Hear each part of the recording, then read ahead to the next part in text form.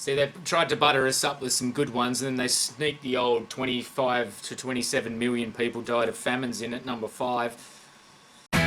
All you people up there in City Hall, you're fucking it up for the people that's in the streets. This is a song for the people in the streets at the People City Hall. Hey guys, Rocco here. So, this one comes voted by you guys at the community tab. So we went for fun or fact this time, and chances went to fact. We are going to be having a look today at a very serious subject. The British Raj and 10 things that happened during it in India. Now, from what I've been hearing, it's going to be pretty traumatic, guys, so don't be expecting too many jokes here. It's not going to be like just a laugh through a dead body in a forest thing. Let's get it together. This is from FTD Facts, guys. You know the drill. Go and give them some love. Alright, you ready? I don't know if I am. Let's have a look.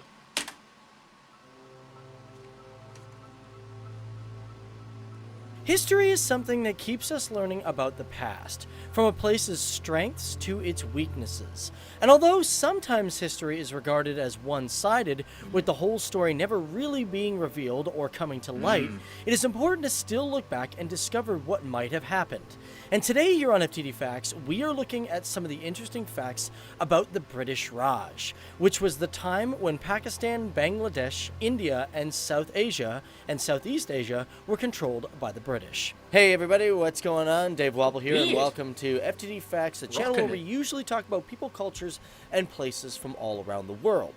And today, we are going to look at some interesting facts that happened during the British Raj, because, well, we got a lot of people who are from India and South Asia and Southeast Asia that really do like our content, so I figured, let's go into a little bit of a history lesson and find out what actually happened. Now, before I get in this video, I gotta ask you guys, what is your favorite thing about the British? Me? I just love James Bond movies. I mean, they're amazing. I mean, it's okay because, I mean, yeah, there are some other things that are great about the British, but I want to know, what is your favorite thing down there? Yeah, I don't know, maybe language. Language is pretty cool. I don't mind the English language. It's easy for me to speak anyway, so just from personal experience. So number one, how did it start? Now let's first start off by saying that the British Raj happened between the years of 1858 and 1947. Now this pretty much began with the East India Trading Company, which was a private company until about 1784. And at that point, it became under the control of the British government. Now because of the ridiculous and unfair rules set in by the East India Trading Company, this led to the First Independence War of India, or more commonly known as the Indian Rebellion in 1857.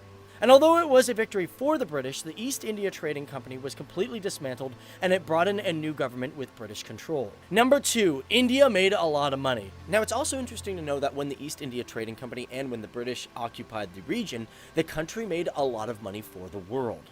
As a matter of fact, it contributed to approximately 24% of the world's economy. Whoa. But, however, by the 1950s, it had dropped to approximately 4%. And at the same time, under British rule, there was major deindustrialization, making India go from providing 25% of the world's industrial output to only 2% by the 1900s. Number three, railways. In today's world, the country of India has over 115,000 kilometers of track, with about 12,600 trains carrying 23 million people daily. Wild. And that is a lot of people. I'm not gonna lie, it is crazy down there. They have so many people on trains. They need more trains in that country. Now this is all because the British decided to install train systems, with the first one being installed going from Bombay, which is now Mumbai, to Thane. And that opened on April 16th of 1853. Number four, schools and universities. Okay, so rightfully so, some of you guys may be out there being like, oh my god, the British were just bad news for India. Yeah, they pretty much destroyed our economy and exploited everything. But let's keep in mind, they actually did a couple of good things, such as bring in schools and education. I hope we get the bag. And to cement this, the very first university that was put into place was the University of Calcutta, being established on January 24th of 1857. Calcutta. And in relation to this, number five, the English language. Now keep in mind, when the British brought in schools, they also brought their language as well. Currently, India is a country that sits at second in terms of English-speaking people by country. However, keep in mind, it wasn't just schools that made English the #1 language, it was because the tongue was used for administrative and court purposes and law purposes as well. Number 6, India famines. Now this is a sad one because they say that throughout the British's rule, there was anywhere between 15 to 29 million people who died from starvation or famine-related injury. Actually, one of you guys on the comments page was saying that they don't talk about the famines, the Bengali famines, but yeah, I imagine this is steeped into it. See, they tried to butter us up with some good ones, and then they sneaked the old 25 to 27 million people died of famines in at number 5. It's not really much of a trade-off, is it? You know, this is an English language, but yeah, 27 million gone. Not cool. Or diseases in India. And although 3 major famines was happened during the 18th and 19th century when the East India country occupied the region, which also unfortunately at the same time happened when the East India Trading Company raised taxes. So of course the British didn't just stand by and let these famines happen. They actually tried to do things by keeping an eye on the taxes and even putting in relief efforts to make sure and prevent that these things wouldn't happen again. And unfortunately for the people of India and South Asia, and of course the British government, these relief efforts didn't pan out as they had 8 major famines during this time. Number 7, exploitation.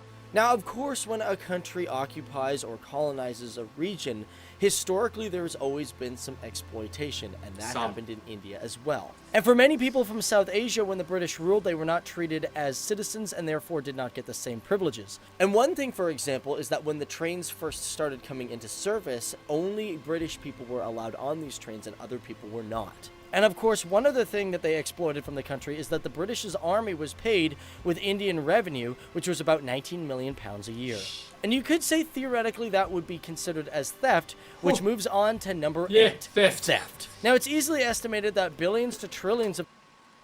Guys, I'm in no way taking this light, but we just have to pause for a minute here and appreciate a cannon on the back of an elephant. Look at that. That's more exploitation right there of the elephants. I'm sure that's why it's in there. God, I don't appreciate the load that the elephant has to carry, but that is impressive. He's dealing with it. I like that. Be cool if he just picked it up and threw it at all those soldiers. British Raj, he's like... Cannonball. Right. dollars were taken away from the country, and that included diamonds, jewelry, and other goods of that nature. But the most famous is the Koh-i-Noor diamond, which was taken from the country and is now part of the Crown Jewel collection. They still got it. Number 9, the Army.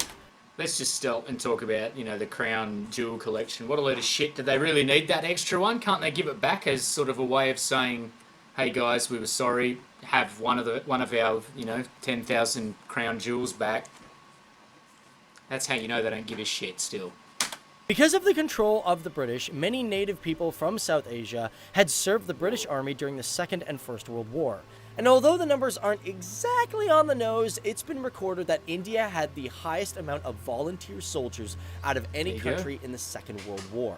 As a matter of fact, they estimate that the volunteer army had a force of approximately 2.5 million men. Whoa. However, during the Second World War, they lost approximately 87,000 men, and it should also be noted that Indian forces were actually present during the European campaigns and not just in the southern regions. And during the First World War, India had supplied more troops than any other British territory, like Canada and Australia combined. Number 10, the Olympics. Of course, that's just testament to the people of India that they are just...